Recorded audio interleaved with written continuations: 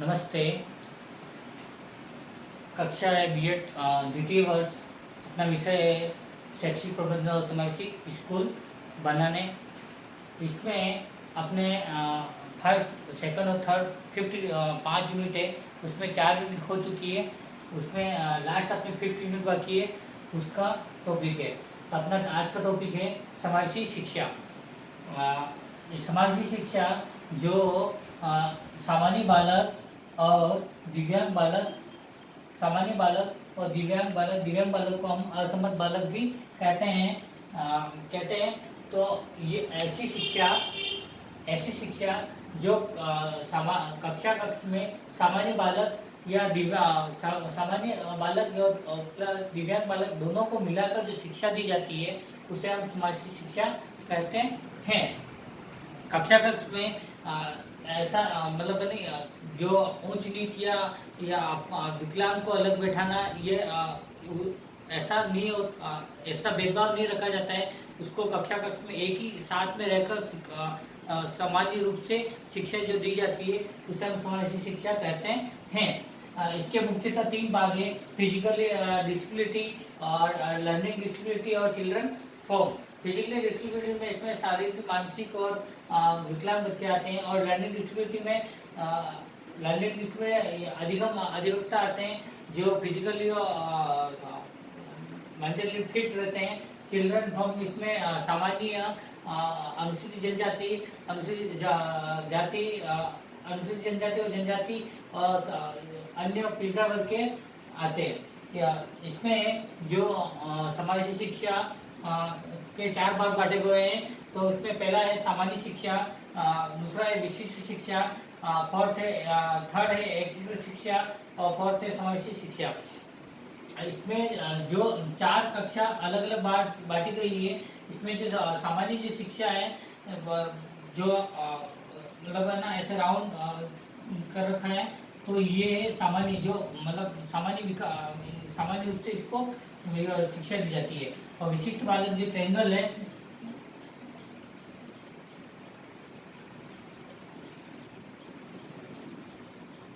जो इसमें विशिष्ट रूप से शिक्षा दी जाती है। और एकीकृत है, एकीकृत शिक्षा जो इसमें सामान्य बालक और इसमें विशिष्ट बालक दोनों ही आते हैं। पर जो विशिष्ट जो बालक होते हैं इनके अलग से फोकस किया जाता है। और जो समावेशी शिक्षा है, जो सामान्य शिक्षा और विशिष्ट शिक्षा दोनों को मिलाकर जो शिक्षा दी जाती है वो समावेशी शिक्षा के अंतर्गत आता है।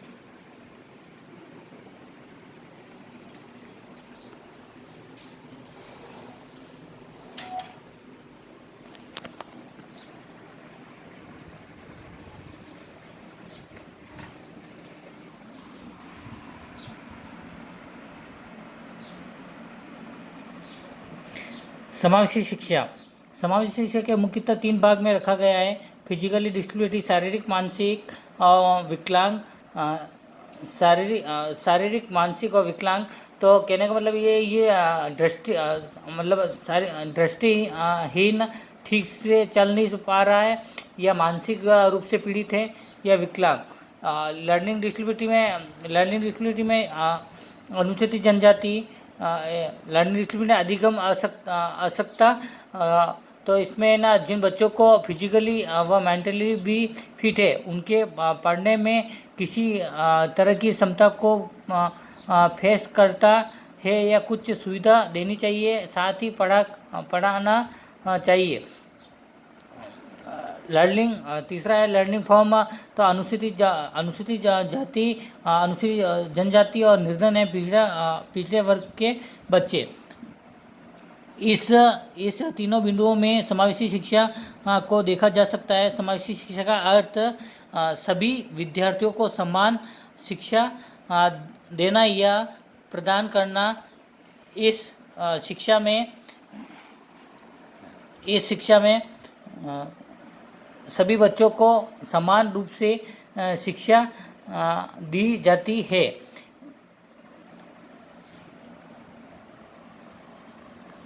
दी जाती है। सभी बच्चों से अर्थ उनमें उनमें विशिष्ट हो सकते हैं और शारीरिक विकलांग या कोई शारीरिक कमियां हो, जैसे सुनाई नहीं देना, चलने में कठिनाइयां, मानसिक विकलांग या लिखने पढ़ने में कठिनाई महसूस करना, तथा जो अन्य बच्चों से कमज़ोर हो सकते हैं। समावेशी शिक्षा में विशिष्ट बच्चों की छुपी हुई योग्यता के उभार जाए, यह मुख्य उद्देश्य विशिष्ट शिक्षा का है।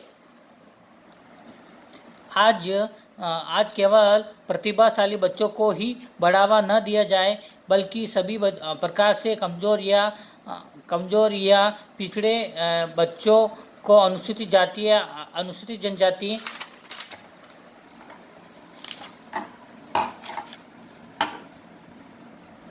जाति पर उचित ध्यान दिया जाए, ताकि वह देश की मुख्य धारा में आकर वे भी अपनी योग्यता का विकास करें और देश की उन्नति में योगदान कर सके।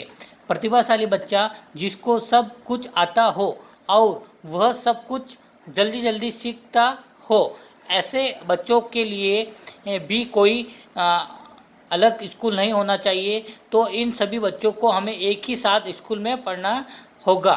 शैक्षिक संस्थान को देखना चाहिए। समाज में इन सभी बच्चों को एक स्कूल में ही डालना चाहिए और ऐसा नहीं होना चाहिए कि बच्चों पर दबाव दे रहे हो कि आप इस तरह सीखो। शिक्षा प्रणाली एजुकेशन सिस्टम को बदलना चाहिए या एडजस्ट करना चाहिए। विकलांग बच्चों के लिए स्पेशल डिवाइस दे या स्पेशल तरीके से सोचे नहीं, उन्हें सिखाने के लिए और अलग अलग तरीके से सिखाए और उन्हें अलग अलग नए समझे नॉर्मल बच्चों से। नोट: समावेशी शिक्षा का अर्थ लोग यह समझते हैं इसमें विकलांग बच्चों को सामान्य बच्चों के साथ शिक्षा दी जाती है, पर ऐसा नहीं।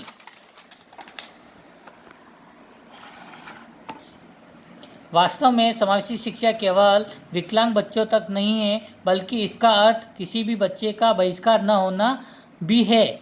समावेशी शिक्षा ऐसी शिक्षा प्रणाली शिक्षा का समावेशी करना यह बताना है कि विशेष शैक्षिक आवश्यकताओं की पूर्ति के लिए एक सामान्य छात्र और एक दिव्यांग को समान शिक्षा प्राप्त के अवसर मिलने चाहिए।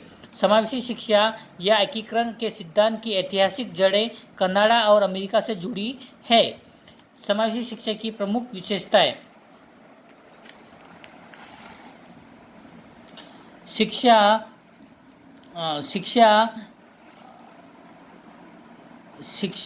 बिना शर्त सभी बच्चों को नियमित कक्षा और स्कूल के जीवन में स्वीकार करना, बच्चों शिक्षकों और कक्षाओं को यथासंभव सहायता प्रदान करना, ताकि यह सुनिश्चित हो सके कि सभी बच्चे अपने स्कूल और कक्षाओं में भाग ले सके। समावेशी शिक्षा विशेषता: आपसी सहयोग की भावना। कहने वाला ये है कि समाज में शारीरिक रूप से बाधित बालकों तथा सामान्य बालकों के बीच स्वास्थ्य, सामाजिक वातावरण तथा संबंध बनाने में समाज के सभी स्तर पर सहायक है। समाज में एक दूसरे के बीच दूरी को कम कर आपसी सहयोग की भावना को बढ़ाती है। सेकंड है समानता। यह एक ऐसी व्यवस्था है जिसके अंतर्गत शारीरिक रूप से बाधित बालक भी सामान्य बालकों के समान समझे जाते हैं। समावेशी शिक्षा सभी बालकों को जीवन में एक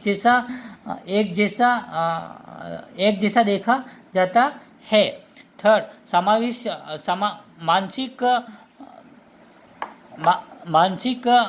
मानसिक रूप से सबल होना।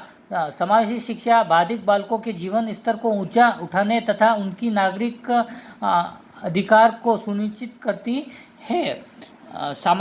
सामूहिक प्रयास पर आधारित, अध्यापकों, शिक्षकों और विशेष योग्य माता पिता पर आधारित है। मितव्ययी साधन आर्थिक रूप से व्यक्ति पर बोझ नहीं डालती। नवीन प्रगतिशील स्वरूप सामान्य शिक्षा के कुछ विशिष्ट प्रयोजन उपलब्ध कराती है। एकीकरण का विकास बाधिक व सामान्य बालक के साथ में संपर्क में आने से उनमें एकीकरण सुदृढ़ बनाया जाता है। इनके बीच प्राकृतिक वातावरण बनाया जाता है। स्टूडेंट नीड्स को समझना। 5 अंतर्दृष्टि जो एक बच्चे की शिक्षा में सुधार कर सकती है। हर बच्चे की बुनियादी आपूर्ति नहीं है और हर बच्चे की बुनियादी आपूर्ति नहीं है। हर बच्चे की तकनीक तक पहुंच नहीं है।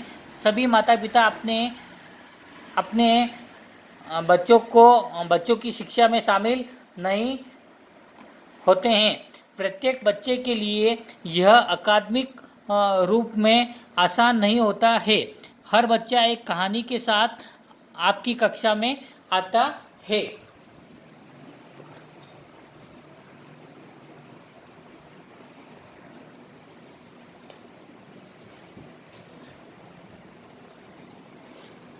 जो आज अपना टॉपिक पढ़ा है समावेशी शिक्षा, ठीक है, इसको अच्छे से समझ में आ गया होगा आपको। अगर बाई चांस आपको अगर नहीं समझ में आया है तो आपका अगर कोई क्वेश्चन पुटअप है तो आप मुझे क्वेश्चन पूछ सकते